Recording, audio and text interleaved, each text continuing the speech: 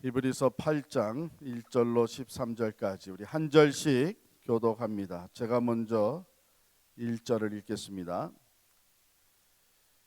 지금 우리가 하는 말의 요점은 이러한 대제사장이 우리에게 있다는 것이라. 그는 하늘에서 지극히 크신 이의 보좌 우편에 앉으셨으니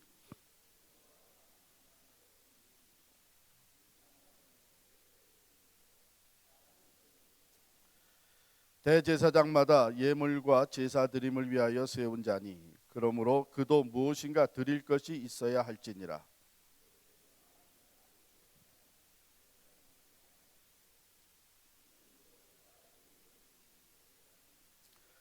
그들이 섬기는 것은 하늘에 있는 것의 모형과 그림자라. 모세가 장막을 지으려 할 때에 지시하심을 얻음과 같으니 이르시되 삼가 모든 것을 산에서 내게 보이던 본을 따라 지으라 하셨느니라.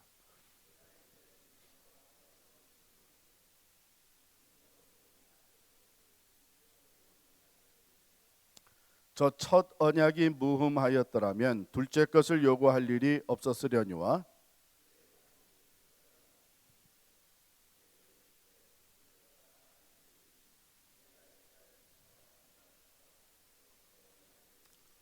또 주께서 이르시기를 이 언약은 내가 그들의 열조의 손을 잡고 애굽 땅에서 인도하여 내던 날에 그들과 맺은 언약과 같지 아니하도다. 그들은 내 언약 안에 머물러 있지 아니하므로 내가 그들을 돌보지 아니하였노라.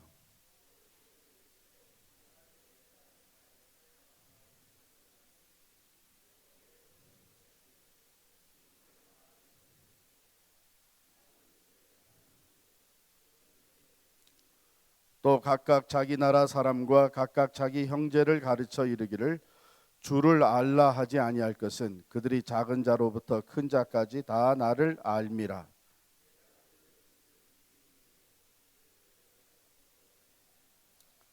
다 같이 새 언약이라 말씀하셨음에 첫 것은 낡아지게 하신 것이니 낡아지고 쇠하는 것은 없어져 가는 것이니라. 아멘. 이 히브리서는 지금 우리가 계속 공부하면 공부할수록 이거 히브리서는 이 복음서랑 너무 비슷하다 이런 생각, 여러분 그런 생각 안 드세요? 나만 그런 모양이네. 다른 의미에서가 아니고 이 말씀이 전적으로 예수 그리스도에게 초점이 다 맞춰져 있어요. 예수 그리스도가 어떤 분이시냐 거기에 초점이 맞춰져 있고 그 예수 그리스도의 그 모습 중에도 지금 우리가 지난 시간에도 공부했듯이 대제사장이신 중보자로 오신 예수 그리스도, 그러나 세상에 있었던 그 어느 제사장, 어느 대제사장보다도 더 위대하신 대제사장. 그래서 히브리서 기자는 이미 히브리서 4장 아까 우리가 읽은 데서 우리에게 있는 큰 대제사장은 이렇게 썼어요. 원래 대제사장에 큰 대자가 들어가 있기 때문에 큰 제사장이라는 것이 돼 있는데 역사적으로 있었던 그 대제사장 중에 가장 크신 큰 대제사장이 우리에게 있다. 이렇게 지금 7장에서 조금 우리가 지난 시간에 이해하기가 그렇게 쉽지는 않았지만 이 신비한 인물 멜기세덱의 반차를 따라서 대제사장이 되신 예수 그리스도. 그래서 우리가 공부했어요. 쭉 7장을 전체를 공부를 했는데, 자 히브리서 기자는 참 이 친절하게도 혹이라도 7장에 있는 내용을 쭉 읽고 공부하다가 이 혼돈이 됐다든지 아니면 부분적으로 잊어버렸든지 다 읽고 또 공부도 다 했는데 도대체 아직도 무슨 말인지 잘 모르겠다 하는 사람들, 아니면은 지난 시간에 빠진 사람들, 이런 사람들을 위해 가지고 요점을 얘기해 주는 거예요. 요점을 1절에 그렇게 되어 있잖아요. 지금 우리가 하는 말의 요점은. 그런데 지금 8장에 있는 내용만 얘기하는 것이 아니라 지금 해왔던 것을 7장에서 얘기했던 것을 정리해 주면서 핵심적인 것을 다시 짚어주고 있는 것이 이 8장이에요. 자, 한번 보십시다. 1절이 사실은 많은 내용을 담고 있는데요. 지금 우리가 하는 말의 요점은 이러한 대제사장이 우리에게 있다는 것이라. 이러한 대제사장은 분명히 예수 그리스도를 얘기하는 것이겠죠. 예. 그 예수 그리스도가 우리에게 있습니까? 여러분의 삶에 계세요? 예?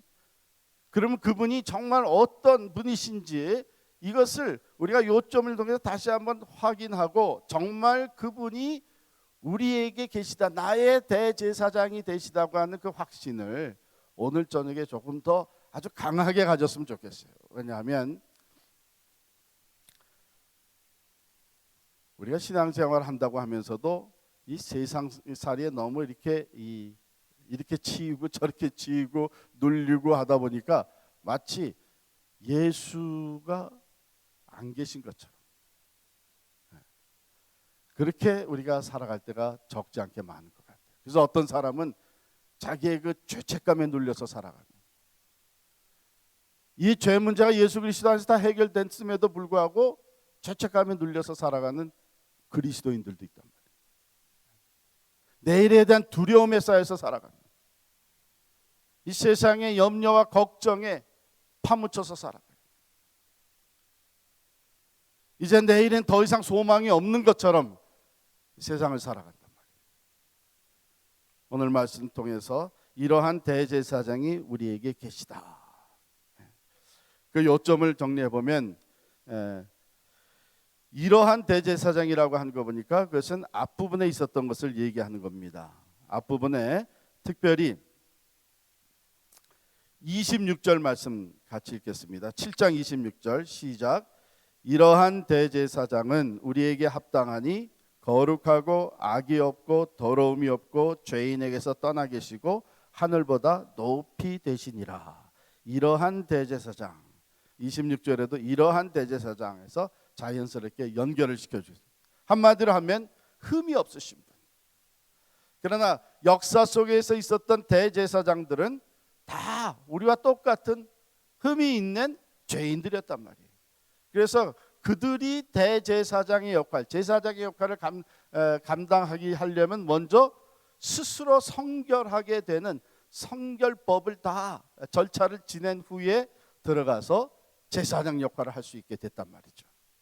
그러나 예수 그리스도는 흠이 없는 분이시죠. 악이 없고 더러움이 없고 죄인에게서부터 떠나 계시고 하늘보다 높이 계신 분이다. 그 다음에 두 번째, 그분은 온전히 이루신 분이다 하는 것을 보게 되는데 여기 1절에는 그런 표현은 없어요. 그래서 우리가 성경 읽을 때에 거기 있는 문자대로만 읽고 해석하는 것보다는 때로는 이게 무엇을 말해주는 건가, 우리가 한번 상상해 볼 필요가 있어요. 자, 보면 그는 하늘에 지극히 크신 이의 보좌 우편에 어떻게 하고 계시다고요? 앉으셨다 그랬어요. 앉으셨다 그랬어요. 하나님 우편에 앉으셨다 그랬어요.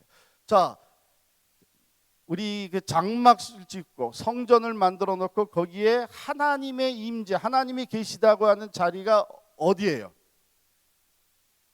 성소에 어디예요? 지성소죠. 지성소. 그 지성소에 하나님이 임재해 계시다. 그 지성소 안에 의자가 있었을까요? 없었을까요? 없었어요. 왜냐하면 그 지성소 안에 들어가서는 제사장이, 대제사장이 자기의 맡은 업무를 부지런히 하고 나와야 되는 거예요. 거기선 서서 일하는 곳이었어요. 그런데 지금 대제사장인 예수 그리스도께서는 하나님 보좌 우편에 어떻게 하고 계셔요? 앉아 계셨다 하는 것은 무엇을 의미하냐면은 completion, 그 제사가 다 완성됐다는 거예요. 이제 더 이상 그 제사를 드릴 필요가 없다는 거예요. 다 이루셨다. 예수님께서 십자가에 달려 돌아가실 때에 It is finished. 다 이루었다. 그래서 우리의 구원을 완전히 다 이루시고 하나님 보좌 우편에 이제는 앉으셨다는 거예요. 앉으셨는데 어디에 앉았어요? 하나님 보좌 우편에 앉으셨다. 가장 높은 곳에, 중보자로서는 가장 가까운 곳에 하나님 보좌 우편에 앉아 계셨다. 그러니까 하나님과 똑같이 이제는 통치자의 자리에 앉아 계신 분이죠. 그러니까 이 예수 그리스도는 이 세상의 역사 속에 있었던 어느 대제사장보다도 뛰어나신 분이시고 위대하신 분이시고, 그 모든 제사장의 그 사명, 죄 사함을 얻게 하는 제물을 드리는 이 구속의 사명을 완전히 이루신 분이시다. 자, 그런가 하면 3절부터 5절에 보면은 더 좋은 곳에서 제사를 드리시는 분이다 이렇게 되어 있어요. 대제사장마다 예물과 제사 드림을 위하여 세운, 죄송합니다. 2절에 보면 먼저 성소와 참 장막에서 섬기는 이시라. 이 장막은 주께서 세우신 것이요 사람이 세운 것이 아니니라. 이 세상에 이스라엘 백성들이 출애굽하고 나서 여기 이제 5절에 있는 대로 모세가 하나님의 인스트럭션을 시내산에서 받아가지고 그 인스트럭션대로 장막을 졌잖아요. 근데 히브리서 기자는 뭐라고 지금 표현을 하냐면, 산에서 하나님의 인스트럭션을 받아가지고 내려와서 이 장막을 졌는데, 그것은 하나님이 주신 인스트럭션으로 사람들이 지은 장막이었다. 그런데 예수 그리스도께서 지금 이루신 그 구원의 역사를 이루시고 하나님 보좌 우편에 앉아 계신 그곳에서는 사람의 손으로 지으지 않은 성소와 참 장막, 그곳에서 대제사장마다 예물을 드리듯이 그곳에서 예물이 드려진다고 표현하고 있는 거예요. 그래서 이 땅에 지었던 장막은 하나님 나라의 그 장막, 성소, 그것의 모형이었다 이렇게 표현합니다. 자, 그러면 한 가지 이제 질문이 있어요. 히브리서 기자는 아까 예수님이 앉아 계셨다 그러면서 그 다음에 지금도 그 하나님 나라 헤븐리 그 생츄어리에서 섬기고 계신다 이런 표현을 씁니다. 그런 게 뭐가 거기서 지금 이루어지고 있는 거예요? 여기서 완전히 다 이루셨는데 거기서 하나님의 성소에서 계속 이루어지는 것은 뭘까요?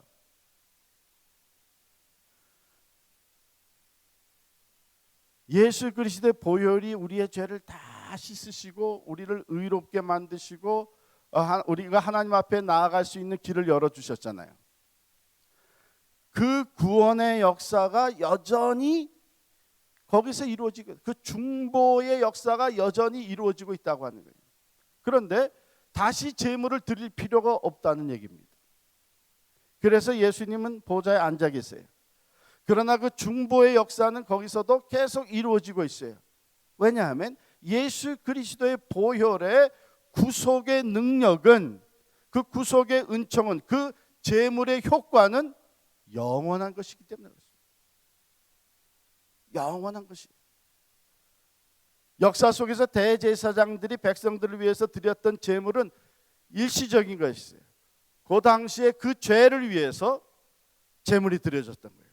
그러니까 그 효과는 그 죄에 대한 효과만이 있는 거예요. 그래서 거듭 양으로 또 때로는 비둘기로 그 죄 사함의 제물이 계속 드려집니다. 그러나 예수 그리스도께서는 자기 몸을 단번에 제물로 드리셨고, 그분이 영원하신 것처럼 그분의 그 보혈이 영원하고 그 중보의 능력이 영원한 거예요.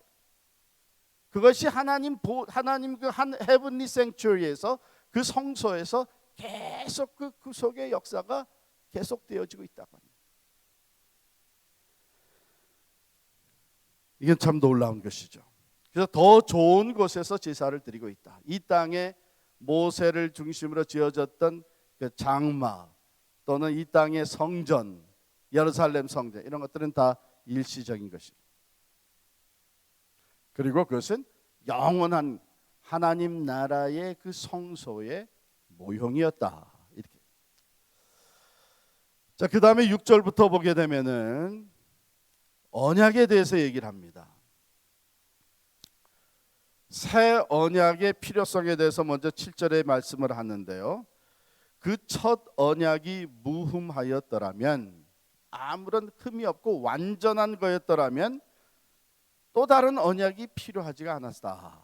그러나 하나님께서 새 언약을, 또 다른 언약을 주셔야만 했던 것은 그 첫 언약이 부족하였다, 완전하지 못하였다.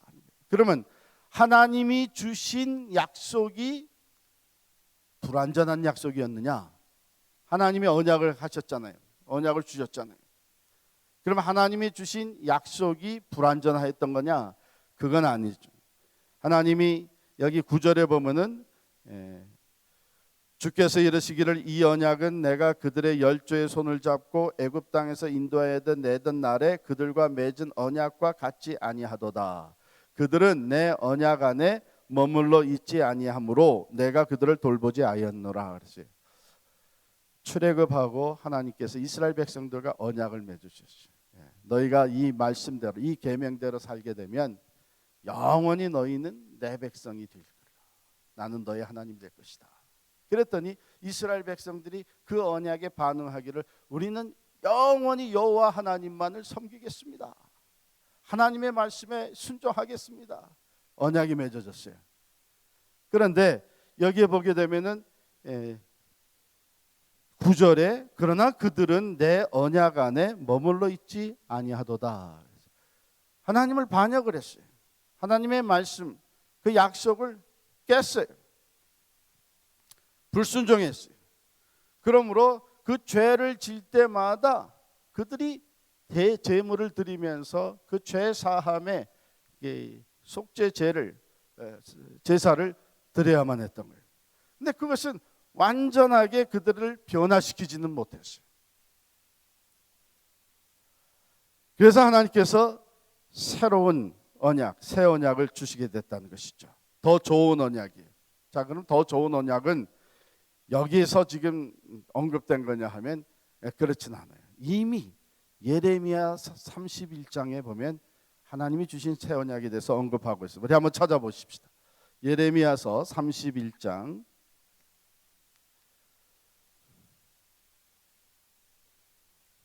31장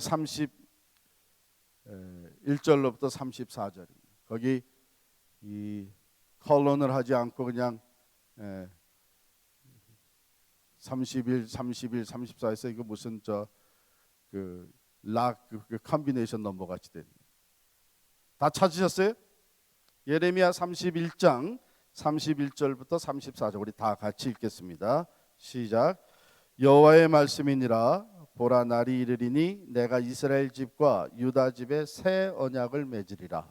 이 언약은 내가 그들의 조상들의 손을 잡고 애굽 땅에서 인도하여 내던 날에 맺은 것과 같지 아니할 것은 내가 그들의 남편이 되었어도 그들이 내 언약을 깨뜨렸음이라.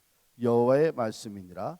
그러나 그날 후에 내가 이스라엘 집과 맺을 언약은 이러하니 곧 내가 나의 법을 그들의 속에 두며 그들의 마음에 기록하여 나는 그들의 하나님이 되고 그들은 내 백성이 될 것이라. 여호와의 말씀이니라. 그들이 다시는 각기 이웃과 형제를 가리켜 이르기를 너는 여호와를 알라 하지 아니하리니 이는 작은 자로부터 큰 자까지 다 나를 알기 때문이라. 내가 그들의 악행을 사하고 다시는 그 죄를 기억하지 아니하리라. 여호와의 말씀이니라. 자, 여기에 이 새 언약의 골자가 두 개가 나와요. 히브리서 우리 오늘 본문에도 그게 기록이 되어 있는데요. 그 골자는 뭐냐면 새 언약은 우리의 그 속 사람의 internally 내면으로 심겨 주시는 언약으로서 그들이 귀로 듣고 그 다음에 그 법대로 순종해야만 했던 율법과는 다르다. 우리의 심령을 새롭게 만들어주는 언약이에요. 그러니까 외모적인 변화를 가져다주는 하나님의 말씀으로 끝나는 것이 아니고 새 언약은 어디다 준다 그랬어요? 그들의 마음에, 그들의 속에, 그들의 생각에 둔다 그랬어요. 즉 하나님께서 성령을 보내주셔서 그 성령의 역사로 하나님의 말씀을 따라 우리의 그 생각과 마음과 영혼이 변화되도록 하신 것이 새 언약의 첫 번째 골자예요. 또 이 새 언약의 두 번째 골자는 뭐냐 하면 다시는 내가 그들의 죄를 기억하지 아니하리라. 즉 한 번 사함을 받게 되면 영원히 의롭다함을 얻게 되는 언약이에요. 그 죄에 대한 대가를 다시 치를 필요 없이 한 번 사함을 받게 용서하시고 나서는 다시는 기억하지 않는 영원히 의롭다함을 얻게 되는 언약이 새 언약이에요. 이 언약이 누구를 통해서 우리에게 주어집니까? 예수 그리스도를 통해서 주어져. 그래서 예수 그리스도께서 이 제자들과 이 땅에서 마지막 유월절 만찬을 나누시는 자리에서 새 언약을 언급을 하십니다. 우리 누가복음 22장 20절 찾아보겠어요.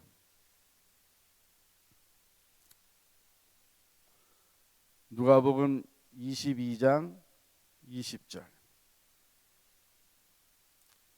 자, 같이 있습니다. 저녁 먹은 후에 잔도 그와 같이 하여 이르시되 이 잔은 내 피로 세우는 새 언약이니 곧 너희를 위하여 붓는 것이라. 자주 들었죠?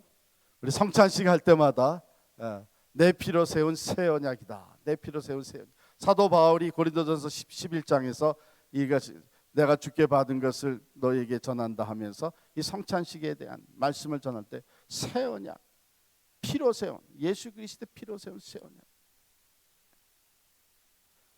이것은 무슨 얘기는 아까 얘기했던 그 두 가지, 예수 그리스도의 피로 세워진 새 언약, 그 예수 그리스도께서 내 죄를 사하시기 위해서 보혈을 흘려주셨다고 하는, 그래서 내 죄값을 다 치러주셨다고 하는 것, 이것이 하나님이 예수 그리스도 통해서 우리에게 주신 언약이고 약속이거든요. 그것을 믿는 자들에게는 바로 그 심령이, 영혼이, 마음이, 생각이 변화되어지는 것을 하나님께서 우리 안에 이루신다는 거예요. 율법을 따라서 의지적인 노력으로 의로운 사람으로 변화되어지는 것이 아니고, 도무지 인간은 그렇게 할 수가 없기 때문에, 그럴 만한 우리 존재가 되지 못하기 때문에 하나님께서 새 언약을 주셔서 하나님이 우리가 예수 그리스도를 믿기만 하면 이 내적으로 변화를 주시는 하나님의 말씀이 우리 안에 심겨져서 internal change, 내적인 변화가 일어나게 해주시는 것입니다. 이게 새 언약입니다. 그리고 예수 그리스도 이 새 언약을 믿기만 하면, 받아들이기만 하면 다시는 심판이 없는 죄의 정죄에서부터 완전히 해방되어지는, 이것이 우리에게 주어진 새 언약입니다. 그래서 예수 그리스도는 바로 이 새 언약, 과거의 언약보다 하나님의 언약 비교가 안 된 더 좋은 언약의 중보자가 되겠습니다.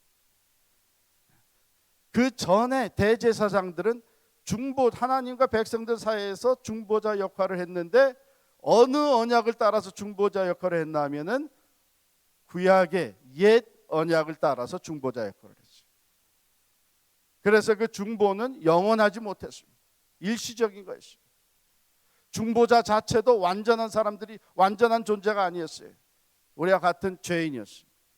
그래서 계속해서 그 중보의 제사가 드려졌어요. 그런데 새 언약을 통해서는 이제 예수 그리스도 안에서 새 언약을 따라서 이제 중보가 주어지고, 예수 그리스도의 보혈이 우리의 모든 죄를 깨끗이 다 사해 주시고, 그가 자기의 몸을 들여서 제물 삼아 완전하고도 영원한 중보의 역할을 감당하신 줄을 믿습니다. 이게 우리에게 주어진 새 언약이고, 여러분과 저는 바로 이 새 언약 안에서 하나님의 백성으로 태어난 사람들, 새 언약으로 하나님과 관계가 맺어진 사람들이, 새 언약의 중보자이신 예수 그리스도의 보혈로 말미암아 죄 씻음 받고 이제는 하나님의 자녀로 살아갈 수 있는 특권을 얻은 사람입니다. 할렐루야. 이것이 일시적인 거라고요? 영원한 거예요. 어떤 제한된 일정한 죄만을 위한 것이라고요? 아니, 모든 죄를 위한 것이에요. 이것이 예수 그리스도께서 우리 안에 완전히 이루어 놓으신 중보의 역사입니다. 자, 더 좋은 언약을 조금 더 구체적으로 보게 되면 7절부터 9절에 보니까 이 언약은 하나님이 주께서 이르시되 볼지어다 날이 이르리니 내가 이스라엘 집과 유다 집과 더불어 새 언약을 맺으리라. 이 일방적인 거예요. 일방적인 거. 하나님이 I will, God said I will. 과거에 보게 되면 하나님께서 내가 너에게 이 계명을 주고 너희가 이 계명대로 살게 되면은 나는 너의 하나님이 되고 너희는 내 백성이 되리라 그랬더니 백성들이 그 언약을 받고 we will 우리가 그러면 그대로 행하겠습니다 했어요. 그런데 하나님은 I will 하고 그대로 행하시지만 사람들은 we will 우리가 그대로 하겠다고 결단하고 나갔지만은 결국 그대로 못하는 게 인간이에요. 그렇기 때문에 그냥 옛 언약으로만 하나님이 우리와의 관계를 맺어 가신다면 우리는 옛 언약에 의해서 불순종의 자식들로 영원히 멸망받고 끝나는 거예요. 옛 언약대로만 하게 되면. 그런데 하나님께서 우리를 사랑하셔서 새 언약을 주십니다. 새 언약은 하나님께서 일방적으로 I will, 내가 이 새 언약을 주겠다. 내가 이 말씀을 너의 심령에 심겠다. 너희 생각에 심겠다. 그래서 너희가 속에서부터 변화되도록 내가 만들겠다. 예수 그리스도 안에서 이 놀라운 새 언약이 우리에게 주어진 줄을 믿습니다. 그래서 여러분 우리가 새롭게 태어난다 그러잖아요. 새 언약 안에서는 born again 되는 거예요. 이 born again이라는 것이 옛 언약 안에서는 있을 수가 없었어요. 그러나 새 언약 안에서는 성령으로 다시 태어납니다. 성령으로 다시 예수 믿을 때에 우리가 영으로 다시 태어났는데 그 안에 그 다음에 누가 계세요? 하나님의 영 성령이 계시는 거예요. 그 성령이 우리 생각에 우리 마음에 하나님의 말씀을 심어요. 그래서 변화되게 하십니다. 예수 그리스도에서 변화된 사람으로 새로운 영의 사람으로 태어났을 뿐만 아니라 계속해서 그 성령께서 우리 안에 주시는 이 말씀과 변화의 능력으로 인해서 우리가 계속해서 의로운 사람으로 더 거룩한 사람으로 변화되어 갑니다. 그 변화되는 과정 속에 매번 제물을 드려야 되는 것이 아니란 말이에요. 왜냐하면 그 중보의 역사는 예수 그리스도께서 단 한 번에 다 이루어 놓으셨어요. 그리고 이제는 우리 안에서 성령의 계속적인 역사로 우리가 날마다 새로워지는 줄을 믿습니다. 이게 새 언약의 은혜의 약속이에요. 이것은 우리가 하는 것이 아니라 하나님께서 I will, 내가 그렇게 하겠다. 얼마나 큰 은혜예요. 내적 변화의 약속입니다. 10절에도 보면은 아까 읽은 말씀이지만 이제 내 법을 그들의 생각에 두고 그들의 마음에 이것을 기록하리라. 그래서 내가 그들에게 하나님이 되고 그들은 내 백성이 되게 하리라.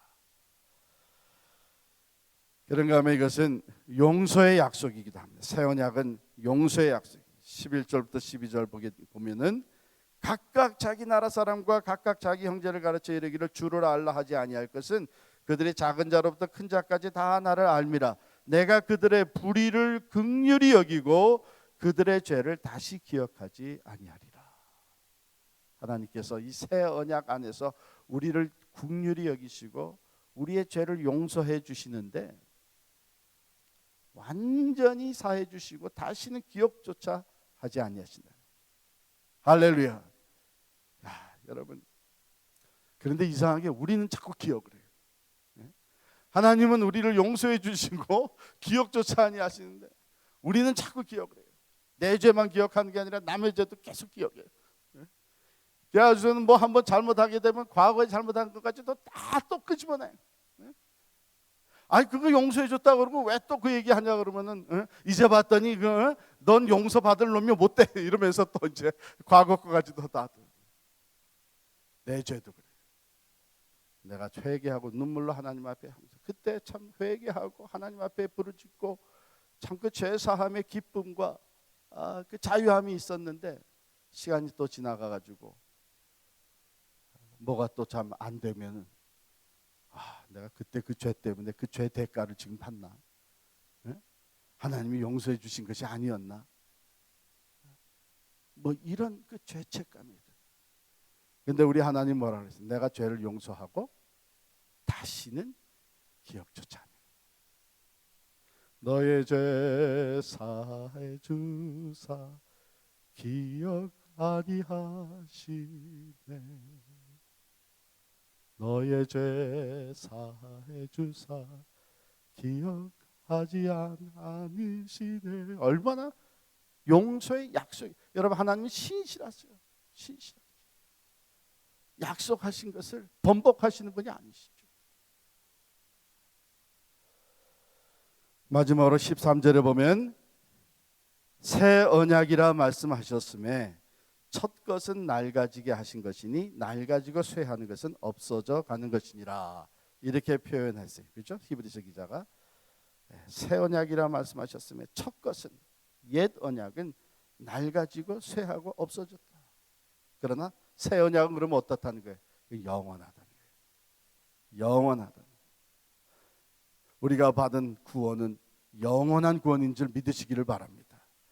우리가 받은 사죄는 영원한 것인 것을 믿으시기를 바랍니다. 우리가 하나님과의 관계가 회복된 것은 영원한 것인 것을 믿으시기를 바랍니다. 우리에게 주어진 성령은 영원히 우리 안에서 역사하시면서 우리로 하여금 하나님 앞으로 날마다 더 가까이 나아가도록 이끌어 주시는 줄 믿습니다. 그래서 오늘 저녁 말씀을 대하면서 우리가 꼭 기억해야 될 것은 우리는 새 언약의 사람이 된 사람들이다. 우리는 새 언약에 의해서 하나님의 사람, 하나님의 백성이 된 사람들. 사탄 마귀는 어떻게 해요? 여전히 옛 언약을 가지고 우리에게 자꾸 침투해 들어옵니다. 사도 바울 때도 그랬어요. 예수 그리스도의 십자가의 보혈로 구원받은 것을 사도 바울이 그렇게 전파하며 다녔는데 다시 또 유대인 거짓 교사들이 와가지고 어떻게 구원받는 것이 예수 그리스도의 십자가의 보혈을 믿는다고 그것만 가지고 구원받느냐? 이 양심도 없는 사람들아 뭐 그렇게 했는지 아닌지 잘 모르지만 어떻게 그렇게 가볍게 쉽게 구원을 받으려고 그러느냐? 그러면서 여전히 율법을 지켜야 된다. 그러면 그렇지. 어떻게 그냥 믿는다고 그거 하나로만 구원을 받아? 우리가 노력하고 또 회개하고 제사를 드리고 그 율법대로 해야 그래도 그렇게 애쓰는 게 있어야 그래도 구원받는. 요즘도 그래요. 요즘도 그런 데 넘어가는 사람들이죠. 우리 카톨릭에서는 가끔 그런 그 잘못된 생각을 갖는 일이 있습니다. 가령 저는 안 해봤지만 얘기를 들어보니까 이제 고해성사를 간단 말이에요. 가가지고 내가 뭐 잘못했습니다. 그러면은 거기서 뭐라고 얘기하냐면 그럼 가서 이런 일을 해라. 이게 사실 성경에 따지게 되면 어떻게 됐냐면은 우리가 회개의 열매를 맺는다는 말이 있어요. 그것은 우리가 돌이켜서 이제는 죄 가운데서부터 돌이켜서 이제는 하나님을 향하는 것, 변화된 삶을 얘기하는 거예요. 그런데 거기에서는 뭐라고 하냐면은 마치 그것을 해야만 용서를 받는 것 같이 합니다. 이게 사람의 행위가 따라야만 하나님이 용서해 주는 것 같이 근데 성경이 가르치면 그거 아니에요. 그걸 하게 되면 어떤 일이 벌어지게 되냐면 예수 그리스도의 보혈만으로는 부족한 거예요. 우리의 율법적인 또는 우리의 그 선한 행위가 따라야만 용서를 완전히 받는 것 같이 됩니다. 성경 그걸 가르치는 게 아니에요. 새 언약에서는 오직 예수 그리스도의 보혈이 우리의 모든 죄를 씻고 우리는 그것을 믿기만 하면 돼요. 믿기만. 뿐만 아니라 참 감사한 것은 이 내적 변화를 하나님께서 우리 안에 하나님의 말씀을 주시고 성령을 주시고 그 말씀과 성령의 역사가 우리 안에서 일어남으로 말미암아 우리의 생각과 마음이 안에서부터 변화되게 하신다는 거예요. 가만 보니까 너희들로서는 아무리 노력을 해도 변화되기가 어렵다. 그래서 내가 이젠 직접 하겠다는 거예요. 영으로 찾아오셔가지고. 그렇잖아요. 그러니까 이 말씀을 우리가 온전히 믿는다면 우리가 두 가지를 조심해야 돼요. 하나는 내가 어떻게 해서든지 이를 악물고 내가 결단하고 어떻게 해서든지 내 이 삶을 변화시켜야 되겠다. 그래서 자기 의지적으로 신앙생활하고 거룩한 삶으로 나가려고 하는 것. 그 실패합니다. 또 두 번째는 나는 뭐 아무리 해도 변화될 가능성이 없는 사람이다. 이게 그냥 이 모양 이대로 이 못된 습관 이거 그냥 가지고 그냥 살겠다고 포기한 그럴 필요 없는 거예요. 둘 다 사실 바람직한 자세가 아니에요. 내가 언제든지 변화되어야 될 것이 깨달아지게 되면 제일 먼저 해야 되는 것이 뭐예요? 결단하고 기도하는 거예요. 기도.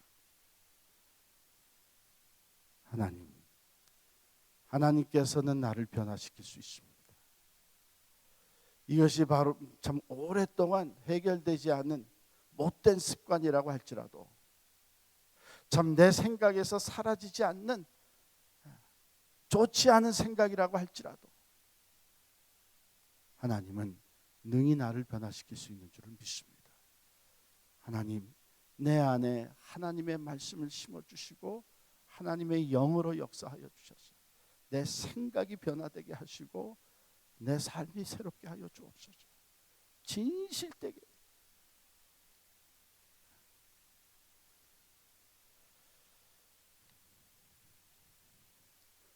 여러분들 중에서도 그런 경험하신 분들이 있는지 모르지만 저희 아버님은 17살 때에 이제 남한으로 내려오시면서 그때부터 담배를 피기 시작했어요. 철학을 공부하시고 또 문학을 좋아하시고 그런데 또 살기가 어려우니까 그걸 제껴놓고 이제 비즈니스 사업 쪽으로 나가시고 그러면서 하여간 계속해서 담배를 피시고 교회 집사가 돼서도 담배를 피신 거예요. 우리 어머니랑 싸워가면서도 담배를 피신 거예요. 그냥 나중에는 우리 자식들이 커가지고 저녁에 이렇게 뭐 학교에서 돌아오고 일터에서 돌아오면은 밖에 나오셔서 몰래 담배를 피시다가 우리한테 들키면 그 자존심 상해가면서도 담배를 피시는 거예요. 이게 되지가 않는 거예요. 끊어지지가 않는 거예요. 얼마나 많은 순간 그걸 끊어보려고 노력해요. 근데 하나님께서 변하시고 물론 그 변화를 위해서 본인도 아버님도 참 마음 아파하면서 기도하셨고 어머니도 기도하셨고 어느 날 갑자기 담배 생각이 멀어지기 뿐만 아니라 그렇게 좋아하던 담배 옆에서 누가 담배 펴서 연기 냄새가 들어오기만 하면 머리가 아프신 거예요. 머리가 아프기 시작하는 거예요. 그러면 그다음 뭐 어떻게 하겠어요? 뭐 저절로 딱 끊어졌어요.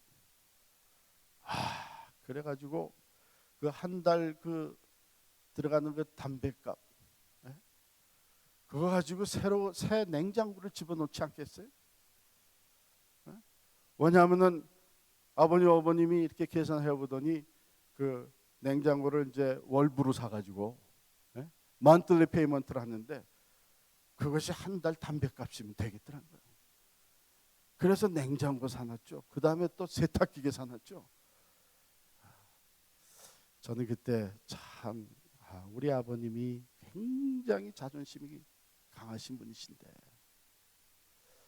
우리 자식들한테 저렇게 나와서 그냥 몰래 담배 피시다가 이렇게 우리에게 눈에 띄었을 때 얼마나 자존심이 상하셨을까. 그런데도 그게 컨트롤이 안 돼요. 근데 하나님은 하시는 거예요. 하나님 하시는 거예요. 17살 때부터 그냥 50대까지 이렇게 피시던 담배가. 그래서 우리 아버님은 그 글 중에 담배와 나라고 하는 글도 쓰셨어요. 여러분도 마찬가지입니다. 여러분, 이건 참 하나님의 은혜예요. 우리가 의지적으로 율법적으로 우리의 그 결단하고 행위로 변화되는 것 안 되는 우리의 모습을 하나님께서 내가 하리라. 내가 내 말을 이제는 너희 마음에, 너희 생각에, 너희 심령에 심겠다. 그리고 내 영을, 그렇잖아요. 예수 그리스도를 믿을 때 우리가 다 성령을 선물로 받잖아요. 그래서 하나님의 말씀과 성령이 우리 안에서 역동적으로 같이 역사하면서 우리의 생각이 변하게 되고 우리의 습관이 바뀌어지고 우리의 삶이 새로워지게 되는 줄을 믿습니다. 우리는 이 새 언약의 자손들이에요. 이 새 언약으로 죄 사함 받은 사람들이에요. 새 언약으로 중보자가 되신 예수 그리스도 안에서 하나님과의 관계가 회복된 사람입니다. 그 은혜, 그 약속은 영원한 것인 줄을 믿습니다. 그래서 어디 가든지 참 우리는 이 새 언약의 중보자가 되시는 예수 그리스도 안에서 영생을 얻었고 계속해서 우리 안에 변화시켜 가시는 하나님의 약속이 있고 또한 용서받은 모든 죄는 다시는 하나님께서 기억지 아니하시고 영원한 축복이 우리에게 있는 것을 늘 기억하시고 담대하게 예수 그리스도와 함께 승리하는 삶을 살아가시기를 간절히 축원합니다. 우리 함께 기도하겠습니다. 이 놀라운 하나님의 은혜, 새 언약의 중보자 되신 예수 그리스도를 통해서 우리에게 베풀어 주시는 그 은혜와 또 변화와 또 용서의 약속과 영원한 축복의 영생의 축복의 약속에 감사하면서 우리 함께 한 1, 2분 동안 통성으로 같이 기도드리며 아울러서 지금은 내 삶에 아직 내가 변화되지 못하고 있는 것, 참 나를 만큼 갈등하고 고통하게 만드는 이것도 주님 변화시켜 주옵소서. 내가 새롭게 되기를 원합니다. 성령께서 나를 새롭게 만들어 주옵소서. 간절하게 기도하는 시간 되시기를 바랍니다. 기도하십시다. 할렐루야. 하나님 아버지 감사합니다. 하나님 이 저녁에 하나님께서 저희들에게 귀한 말씀으로 찾아와 주시고 하나님 우리에게 주어진 이 놀라운 은혜, 예수 그리스도 안에서 주신 은혜가 얼마나 크고 놀라운지를 다시 한번 저희들에게 확인시켜 주시니 감사합니다. 참으로 더 좋은 언약, 새 언약의 중보자가 되신 예수님, 그 예수 안에서 우리가 새롭게 태어나게 하시고 모든 죄가 사함을 얻게 하여 주시며 구원을 완전히 이루어 주신 예수 그리스도 그 주님과 함께 동행하는 삶을 살게 하여 주시니 감사합니다.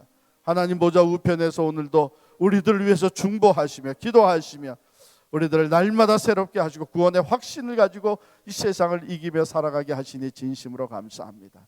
하나님 어둠의 권세 우리의 마음을 빼앗지 못하게 하여 주시고 사탄 마귀 다시 옛 언약으로 우리를 끌고 가지 못하게 하여 주시옵시고 날마다 예수 그리스도의 십자가와 새 언약에 주신 자유함과 참 영원한 소망과 평안을 누리며 살아갈 수 있는 저희들 되게 하여 주옵소서.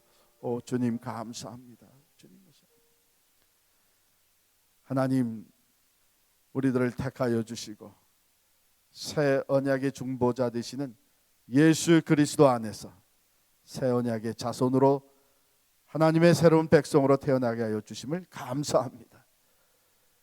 옛 언약에 의한 이스라엘이 아니라 새 언약에 의한 새 이스라엘 되게 하신 하나님, 우리들이 오늘 딱 주신 말씀을 늘 기억하게 하여 주시사 주 안에서 늘 자유함이 있게 하여 주시고 구원의 확신이 흔들리지 아니하게 하여 주시옵시고 내 안에서 나를 변화시켜 주시는 성령의 이끌으심을 따라서 날마다 거룩한 하나님의 자녀로 변화되어 가게 하여 주시옵소서. 우리의 힘으로 바뀌어지지 않는, 변화되지 않는 것들도 하나님께서 우리 안에 행하시는 성령의 역사로 말미암아 새로워질 줄을 믿습니다.